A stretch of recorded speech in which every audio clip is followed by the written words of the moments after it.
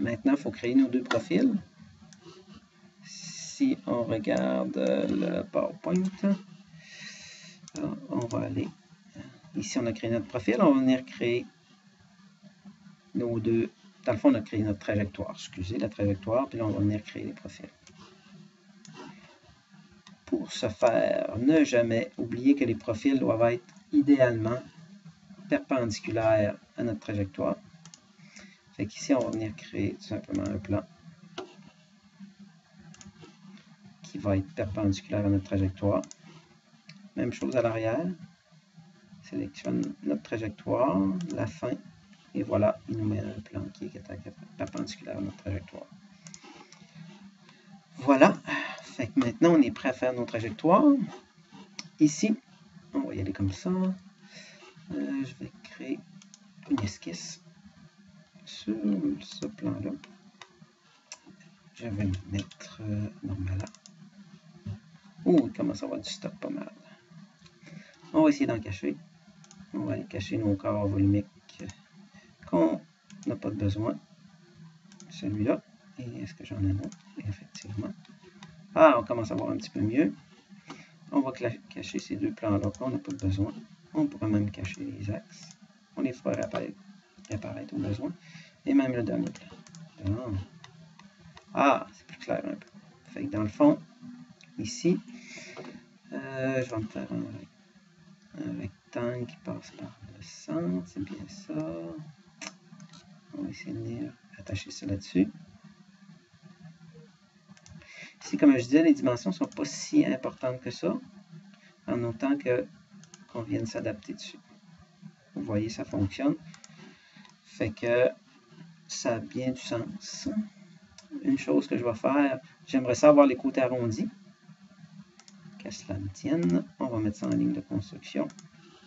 Et on va venir placer des arcs.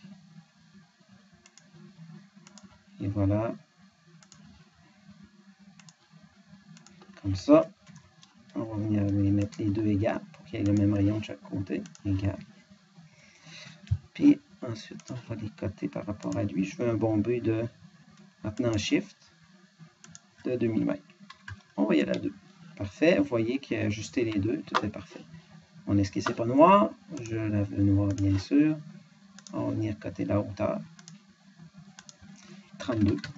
Pourquoi pas. Et on va venir coter cette distance-là. Vous allez voir, ça va venir noir. Vous voyez là, à 12.7 pour une demi. Vous voyez, tout est devenu noir. On aime noir. Parfait. Excellent. Donc, ça, c'est le profil de départ de mon tube. On va venir faire l'arrière. Je peux même cacher ça. Faire apparaître lui. Et on va venir créer l'esquisse sur la partie arrière. Donc, l'esquisse. L'arrière, je vais tout simplement le faire rectangle. Je vais faire apparaître aussi mon attache droite. Parce que je veux quand même que mon tube, comme vous voyez ici, il aurait peut-être la bonne largeur. On va se mettre normal là. Oups, il devrait l'avoir pris.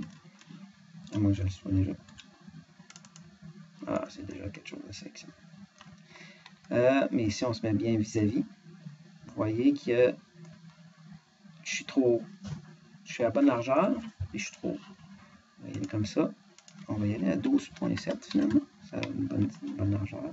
Puis la hauteur, on va diminuer ça à exact 25.4. Vous voyez, ça s'intègre bien sur la tâche.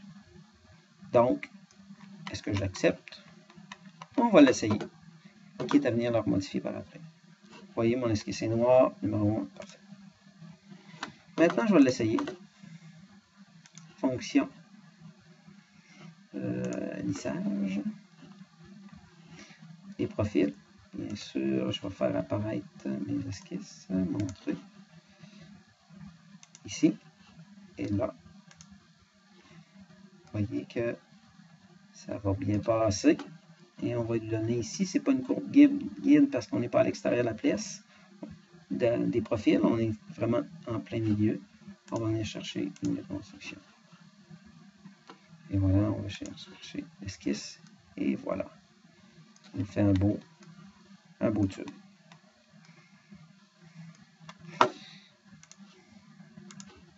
Et voilà, on a notre tube de base qui est là, qui est bien fait.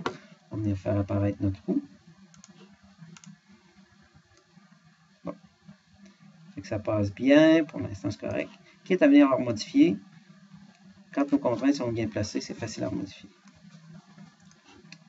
Ensuite, je vais recacher ma roue. J'ai fait une erreur ici. Si vous remarquez, ici on a des petites lignes noires, ça veut dire que tout est fusionné. Je regarde et j'ai fusionné mon lissage avec mon attache, ce que je ne veux pas. Donc on va venir enlever, fusionner le résultat. Donc je vais avoir, vous remarquer, mon attache est revenue droite, bien sûr. Là j'ai un lissage. Fait que c'est exactement ça que je veux. OK. Ici, on va pouvoir couper le bout. Ça va être facile. On peut faire une combinaison, enlever l'autre. Ça, il n'y a pas de problème. Ou on peut tout simplement faire un enlèvement de matière par rapport à l'autre. La problématique, c'est ici, un petit peu plus. C'est que je voudrais couper ce tube-là avec mon attache. Fait qu'ici, on voit que je l'ai fait dépasser, c'est parfait. Mais il faut que je vienne couper selon ce plan-là. Fait que, pas de problème. Ce qu'on va venir faire, on va venir se créer un plan. Je ne voulais pas que ce soit là.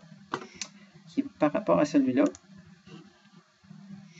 je vais lui donner cette ligne-là. Vous voyez, il me le met tout de suite à 90 degrés. C'est bien cela, 90, perpendiculaire, c'est ça. Donc, ce que je vais faire, je me suis créé un plan là. Et je vais venir créer un esquisse dessus. Et je vais venir copier, convertir les entités de mon triangle.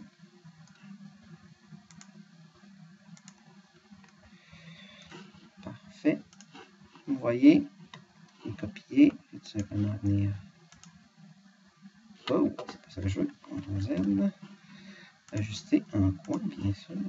On va venir prendre toi avec toi pour avoir un beau profil.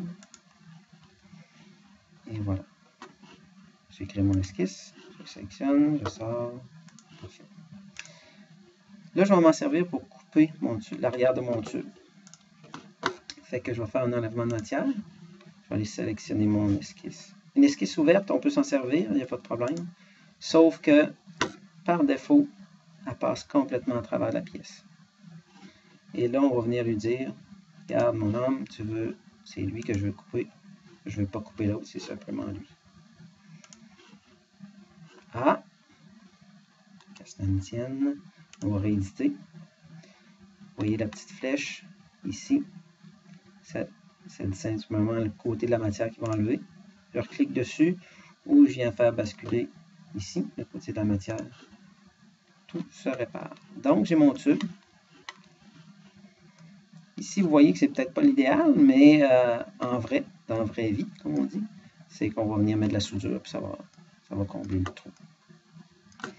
Et ensuite, ici, on peut venir faire l'enlèvement de matière. Je vais le faire, l'enlèvement de matière, pour conserver tout simplement mon tube. La bonne façon de le faire, peut-être, c'est le plan de droit, qui est le plan du milieu. C'est de venir convertir tout simplement les entités. Donc, si mon tube change de diamètre, automatiquement, ça va changer de diamètre aussi.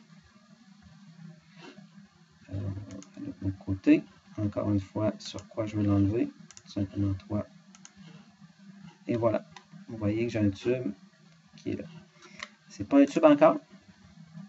Je voudrais avoir un tube, qu'à cela ne tienne. Comment on fait pour avoir un tube? Moi, dans mon cas, j'aime bien venir ici et de faire tout simplement une coque. Le bout va être ouvert. Ici, bon, je peux pas le voir. On va aller ici, cacher le corps. C'est-tu bien toi? On va te cacher. Ensuite, on va continuer notre fonction. On avait parlé de 2 mm. une mesure de 2 mm, et voilà. Et si je redescends, tout devrait bien passer. Et voilà, tout a bien passé, tout est là, on a un tube. On va venir appliquer les rayons plus tard, fait que pour l'instant, c'est parfait.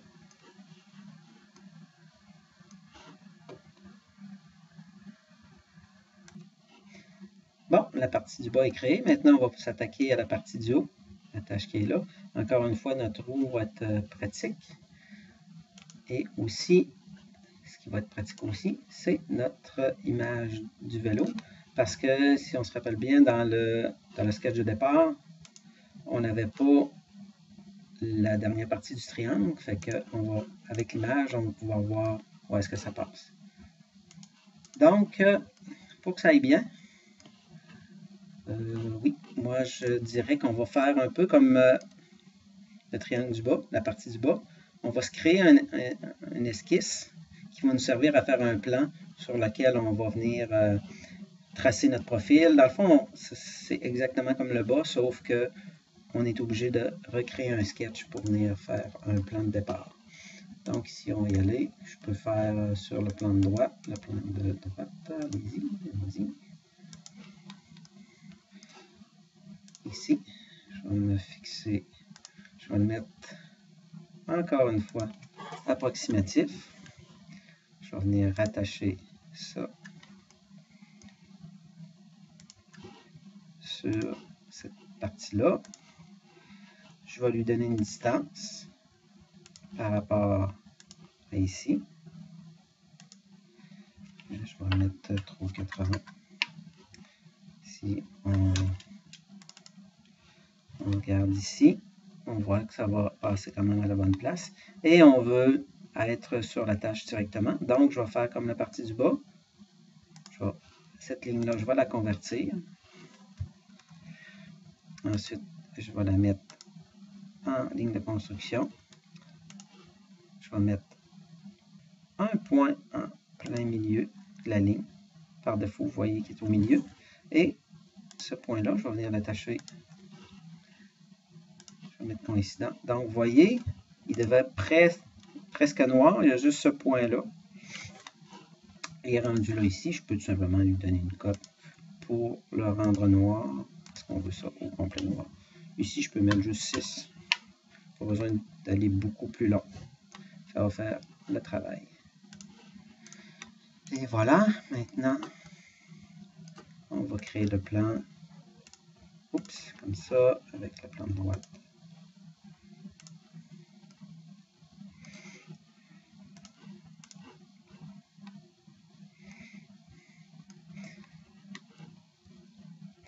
Pour le reste, c'est un peu comme le bas. Fait que je vais peut-être sauter ces étapes-là dans la vidéo.